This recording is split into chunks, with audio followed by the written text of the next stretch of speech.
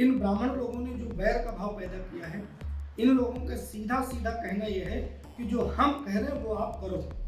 इटावा कांड में जो घटना हुई, उस घटना से यादव परिवार ही नहीं बल्कि देश का, प्रदेश का, जिले का हर वर्ग विक्षुब्ध है। फिर ये ओबीसी से चंदा न लें, एससी से चंदा न लें, एसटी से चंदा न लें। अगर हम यादव लोग अछूत हैं, शूद्र हैं, तो मेरा छुआ धन भी तो अछूत हो गया है। इनको सब जानकारी थी। ये सिर्फ ढकोसला बना रहे हैं, यादव समाज को बदनाम करने की कोशिश कर रहे हैं। अपने यादव समाज में एक से विद्वान हैं, आईएएस हैं, आईपीएस हैं, जज हैं, कमिश्नर हैं, इंजीनियर, डॉक्टर, वकील, कहाँ पर नहीं है हमारे लोग कि अगर हम लोगों को कोई ब्राह्मण भी कथा करने बुलाएगा तो फिर जाएंगे और पूरा और फिर पीटेगा तो फिर पिटाएंगे। अरे नहीं सुनिए, मैं पूरे संवैधानिक तरीके से जाऊंगा, पहले सुरक्षा लेकर के जाऊंगा, पर कथा जरूर करूंगा उनके यहाँ, बुलाए तो। इटावा में कथावाचक पिटाई मामले के बाद यादव जो कथावाचक हैं उनके मन में किस तरीके की अब डर है, क्या मन में वो सोच रहे हैं कि अब कथा कहने जाएंगे तो किस तरीके के किन किन बिंदुओं पर ध्यान रखेंगे, क्या इससे पहले भी ये कथावाचक ब्राह्मणों के वहां कथा करते आए हैं या नहीं करते आए हैं, और अब जाएंगे या नहीं जाएंगे, किस तरीके की डर है, ये बात करने के लिए हमारे साथ राम प्रवेश यादव जी हैं, जो श्रीमद् भागवत के प्रवक्ता हैं, कथा कहते हैं और बाराबंकी के रहने वाले हैं। तो इनसे बात कर लेते हैं एक बार कि इटावा घटना के बाद किस तरीके की मन में अब शंकाएं चल रही हैं और कितना अलर्ट हैं आप लोग, और किस तरीके के अब जब कोई आएगा कथा के लिए आपके पास तो उससे क्या सवाल करेंगे। तो इटावा कांड की घटना जो आपने देखा, पहले उस पे आपकी क्या प्रतिक्रिया है? इटावा कांड में जो घटना हुई, उस घटना से यादव परिवार ही नहीं बल्कि देश का, प्रदेश का, जिले का हर वर्ग विक्षुब्ध है, परेशान है कि उनको कथा नहीं कराने की, मत कराते, पर किस प्रकार से उनकी बालों को ऊंचा गया, चुटिया काटी गई और उस पंडिताई के मूत्र का पेशाब का छिड़काव किया गया, नाक रगड़वाई गई। इन मैं ब्राह्मणों से जानना चाहता हूं कि यादव अगर कम जानकार है, ठीक है, मान लिया, पर मैं इनसे जानना चाहता हूं, आप तो जानकार थे, आपने जानबूझकर ऐसा कृत्य क्यों किया? पहली बात क्यों किया आपने? आप तो इसका मतलब आप उनसे भी गिरे हैं, जिनको आप शूद्र कह रहे हैं, आपसे गिरा संसार में कोई हो ही नहीं सकता। और हमारा समाज, अपना यादव परिवार, साथ साथ में समाज का हर वर्ग के हम लोग लेकर चलने वालों में से।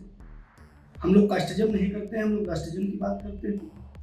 और हम कम से कम 10 से 15 ब्राह्मणों के यहाँ जाकर के मैंने खुद कथा किया है। लोगों ने मेरा मान किया, सम्मान किया, सत्सम्मान विदाई किया, तो सम्मान कथा सुनी। और मुझे समाज का हर वर्ग, चाहे ब्राह्मण हो, ठाकुर हो, मौर्य, लोधी, यादव, वर्मा, मैं सबके यहाँ कथा करने लगा। सबके, चूंकि भगवान श्री कृष्ण जी सबके हैं। गीता का भगवान गोविंद श्री कृष्ण जी कहते हैं कि हे अर्जुन, ईश्वरासुर भूतानां हृदयस्य अर्जुन तिष्ठति। हे अर्जुन, मेरा कड़कड़ में वास करता हूँ। जब कड़कड़ में वास करते हैं फिर कथा भी सबके लिए है। और यादव ही नहीं, ये कहते हैं ब्राह्मण सिर्फ कथा कहेगा, मैं नहीं कह रहा हूँ। ये शास्त्र उठा के देख लीजिए, आप संविधान उठा के देख लीजिए, हमको आपको यही मान मिलता है, प्रशस्त करते हैं बड़े बड़े महापुरुष लोग कि ये जानना पंडित, जो जानेगा वो जानता है। व्यास गति पे बैठने का अधिकार नहीं है आपका, ये कहना है बड़े बड़े लोगों का कहना है, जो पंडित हैं, जो कथा भागवत कहने वाले हैं, जो विद्वान हैं, उनका कहना है कि व्यास गति पढ़ने का आपका अधिकार नहीं, पूजनी से ब्राह्मण है, यादव नहीं हो सकता। एक बात बताऊं, आर्य कांड में चौपाई पूजी विप्रशील गुण हीना, शूद्र गुण ज्ञान प्रवीणा, इस चौपाई की व्याख्या गलत की गई है।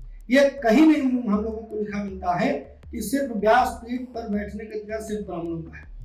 अगर इनका कहना है कि ब्राह्मणों का अधिकार है सिर्फ व्यासपीठ पर बैठने का, तो मैं इनसे स्पष्ट ये कह देना चाहता हूँ आपके चैनल के माध्यम से, परम आदरणीय रजनीश जी, कि फिर ये ओबीसी से चंदा न लें, एससी से चंदा न लें, एसटी से चंदा न लें। अगर हम यादव लोग अछूत हैं, शूद्र हैं, तो मेरा छुआ धन भी तो अछूत हो गया, छूत हो गया, उसमें छूत नहीं। ये कहाँ की राजनीति है, ये कहाँ की रणनीति है, ये कहाँ के, इनके बाप कहाँ से पढ़कर आए हैं? मैं इनसे जानना चाहता हूँ, आपके चैनल के माध्यम से इनसे पूछा जाए और ये जवाब दें कि कहाँ लिखा है और किस एंगल पर आप बात कर रहे हैं कि यादव समाज को प्रताड़ित कर रहे हैं कि यादव नहीं कथा कहेगा। मैं कहना चाह रहा हूँ कि मुझे हर वर्ग के लोग कथा करना बुलाते हैं और हम लोग वीर भी हैं। तेजंगला की घटना हम आपको सबको याद है कि कम से कम यादव वीर थे, तो उन लोगों ने कितने चीनी के सिपाहियों को धूल चटा दी। तो हम लोग डरने वालों में से नहीं है। मानवता के नाते, सज्जनता के नाते, इंसानियत के नाते प्रणाम कर सकते हैं, झुक सकते हैं, और नहीं तो फिर ये सर कट जाएगा सम्मान के लिए, पर झुकेगा नहीं।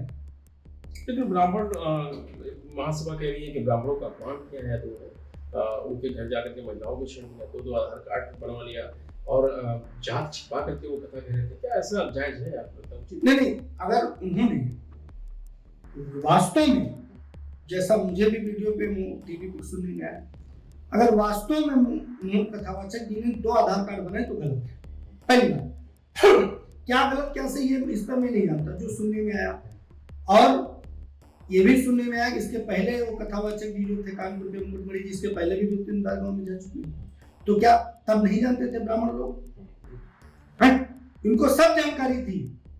ये सिर्फ ढकोसला बना रहे हैं, यादव समाज को बदनाम करने की कोशिश कर रहे हैं। अपने यादव समाज में एक से विद्वान है, IAS है, IPS है, जज है, कमिश्नर है, इंजीनियर, डॉक्टर, वकील, कहाँ पर नहीं है हमारे लोग। हमारा यादव परिवार तो कभी किसी को नहीं परेशान करता। हमारे राष्ट्रीय अध्यक्ष माननीय अखिलेश भैया जी ने लैपटॉप बांटा तो सबको बांटा। अगर आगरा एक्सप्रेस वे हाईवे दिया तो सबके लिए दिया। 108 एम्बुलेंस चलाई, सबके लिए चलाई। जो 100 डायल चलाया था उसको माननीय योगी जी ने, मुख्यमंत्री जी ने यही तो कहा जाए 112 कह दिया, तो उन्होंने ही चलाई। किसके साथ भेदभाव कर दिया? क्या ऐसा कहीं है, लिखा है, या माननीय अखिलेश जी ने, राष्ट्रीय अध्यक्ष जी ने बोला है कि केवल यादव के यहाँ ये सारी सुविधाएं मिलेंगी? ऐसा तो नहीं। ठीक है, मैं कह रहा हूँ कि यही तो समस्या है। ब्राह्मण समाज ये कह रहा है कि अखिलेश यादव ने कथावाचकों को बुला करके 51,000 रुपये सम्मान कर दिया, 51,000 रुपये हारमोनियम दे दिया।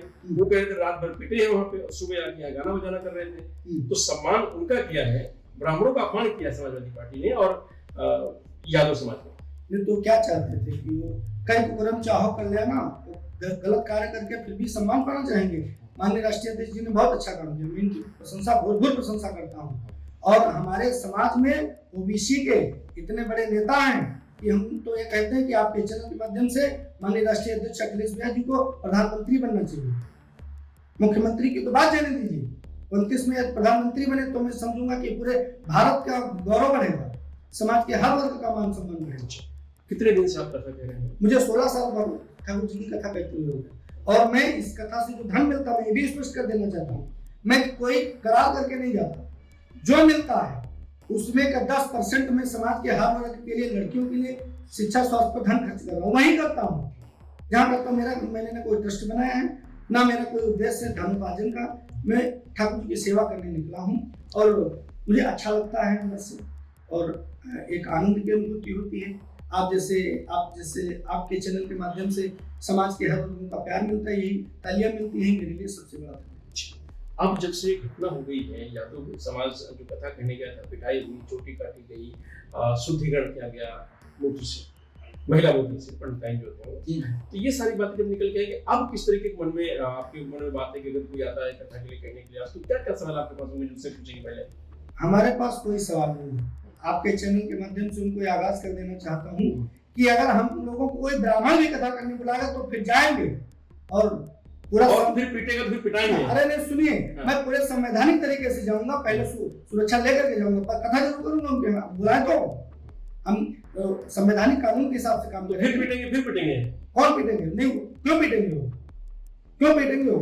अगर उनके मन में ऐसी भावना हो तो हम जाएंगे नहीं।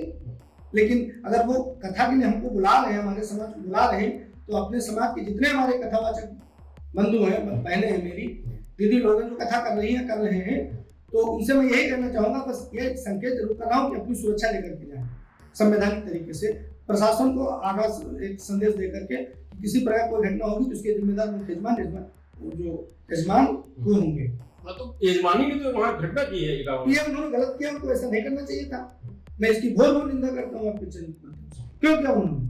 और मैं तो यही कहना चाहता हूँ, अगर ये लोग इतना बड़ा इतनी बड़ी घटना मानते हैं, एक तो पे बुलाएंगे ही नहीं किसी यादव परिवार को। एक मेरा अनुभव अनुमान कह रहा 16 साल का, ये बुलाएंगे ही नहीं। और अगर ये बुलाए भी तो जाना तो सोच समझ के जाना, सीधी बात है। मैं तो यही कह रहा हूँ कि ये बुलाएं तो इनसे पूरा जो आपका जो बातचीत जैसे जो हो जाए वो आप तय करके और सुरक्षा लेकर जरूर जाए, क्योंकि कथा किसी ब्राह्मण की नहीं है, कथा भगवान श्री कृष्ण जी की है। व्यासपीठ के वो केवल माध्यम पहुंचाने तक, वहां तक वो माध्यम बनने, पंडित जो बनेंगे या ब्राह्मण बनेंगे, लेकिन उस कथा के माध्यम से समाज के हर वर्ग के लोगों को ज्ञान मिलेगा। मैं इसीलिए अपने यादव भाइयों से कहना चाहता हूँ, अगर कोई पंडित इतनी बड़ी दिलदारी दिखाता है तो उससे पूरी एग्रीमेंट करा के आप जाइए, रजिस्टर्ड एक लिखित एग्रीमेंट जाइए करा के जाइए कि जो भी किसी प्रकार की कोई अपनी घटना मेरे साथ, मेरी टीम के साथ, संगीत पासवानों के साथ घटेगी तो उसकी पूरी जिम्मेदारी आपकी होगी और आपके विरुद्ध मुकदमा लिखवाया जाएगा। मैं ये कहना चाहता हूँ। जैसे अखिलेश यादव के घर में, मतलब अखिलेश इटावा आजमगढ़ वाले घर में जिन ब्राह्मणों ने पूजा की, ब्राह्मण समाज में उनको महसूस नहीं होगा कि नहीं समाज से अलग है, इन्होंने गलत किया है और इसलिए ये ब्राह्मण समाज के विरोधी हैं। ये ब्राह्मणों की सोच गलत है। तो माननीय राष्ट्रीय अध्यक्ष जी ने उनको सम्मान देने के उद्देश्य, फिर भी देखिए बड़े दिल के नेता हैं, हमारे समाज का अपमान किया, फिर भी हमारे अखिलेश भैया जी ने उनको बुलाया और फिर भी वो नहीं आए। तो इतनी बड़ी निष्ठा क्या हो सकती ब्राह्मणों की? और जो पूजा कर रहे हैं उनको निकाल दिया ब्राह्मण समाज में। जो ब्राह्मणों ने पूजा कराई है आजमगढ़ में, 5 ब्राह्मण थे, उनको सबको निकाल दिया समाज में, बाहर निकाल दिया समाज से। तो यह उनकी मनवादी सोच है उनकी। मैं ऐसे लोगों की मैं बहुत निंदा करता हूँ, उनको ऐसा नहीं करना चाहिए। ये इनके अंदर ये है कि अगर यादव समाज पढ़ लिख कर आगे आ गया है, अगर अब ये और आगे चलते जाएंगे तो इनका काम खत्म हो जाएगा और काम छीन लेंगे आप लोग, काम इनका छीन नहीं लेंगे। ये इनके मन में डर है, हम लोगों के मन में तो डर नहीं है। आज 2012 में माननीय राष्ट्रीय अध्यक्ष जी मुख्यमंत्री थे हमारे अखिलेश भैया जी, और आज 7-8 साल से माननीय मुख्यमंत्री योगी जी हैं, तो हम लोगों को नहीं डर है, हम लोगों को किसी प्रकार कोई भय नहीं। तो जनता निर्णय लेगी, जो जनता निर्णय लेगी उसको हम लोग मानेंगे, क्या दिक्कत है? जैसे ब्राह्मण महासभा कह रही कि अब यादव घर कोई ब्राह्मण कथा कहने नहीं जाएगा, तो न जाए, हमारे यादव समाज में है।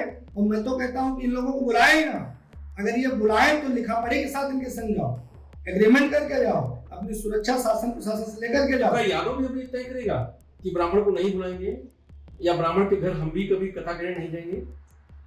नहीं, यादव देखो, हम यादव लोग बड़े दिल बने हैं।